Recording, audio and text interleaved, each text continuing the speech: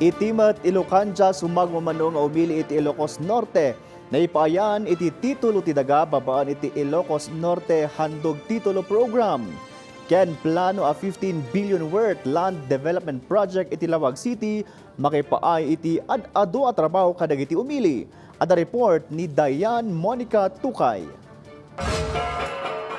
Iti Ilocos Norte, agarop 311 a land patents tinaypaay kadagiti 119 a benepisyaryo, manipod iti San Nicolas babaen iti Ilocos Norte, Handog Titulo program.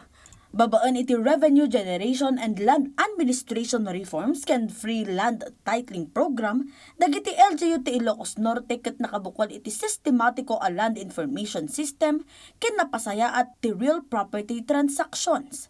Nakaawat ti dado a benepisyaryo iti 5 aging gasangapulo a titulo, iti sidong ti Provincial Assessor's Office anang cover iti patent registration fees.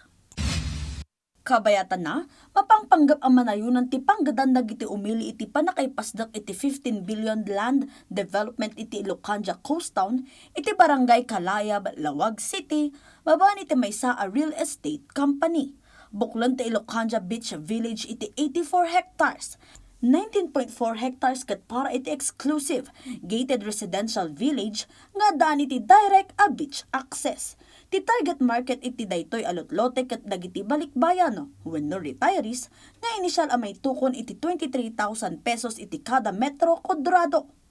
Manamnama a ma-turnover daytoy inton 2031 no sa dinno posible makapataod daytoy iti 2 billion pesos a pamasterkan.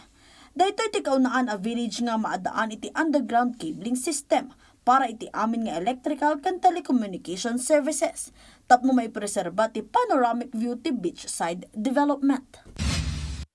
Iti La Union, may taltalo ti trade ken tourism iti panakapapintas ti San Fernando International Seaport ang maawagan ka sa Sleeping Dragon iti Poro Point La Union, gapo iti manarimaan a panakapapintas daytoy.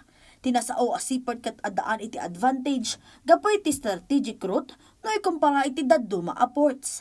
No agbalin nga operational ti upgraded a seaport, kat agbalin nga strategic economic gateway amang suporta iti regional industries. Makaakomodor pa iti ad-ado a turista, asumanglad iti port manipod iti na duma-duma a pagilyan. Kabayatan na, mabigbigbig ni Geneva Ganyalon, anak ti maysa a mannalon nga mangay-aywan iti pato, babaen iti dak binagkuongan, abaro nga produkto a kanayunan a pamasterkan iti La Union. Nangamak ni Ganyalon kas maysa kadagiti gawad sa ka-awardee ti Department of Agriculture's Young Farmers Challenge Program 2022, babaen iti produkto, a mabalin a pagsawsawan ken mabalin a masida, a presko iti unog ti maysa a tawon. 600 agingga 1,000 a botelya ti mailaklako na tunggal bulan. Pangpanggapan na pay amang export iti produkto iti sa Bali a Pagilian. Diane Monica Tukay para iti Pambansang TV, iti Baro a Pilipinas.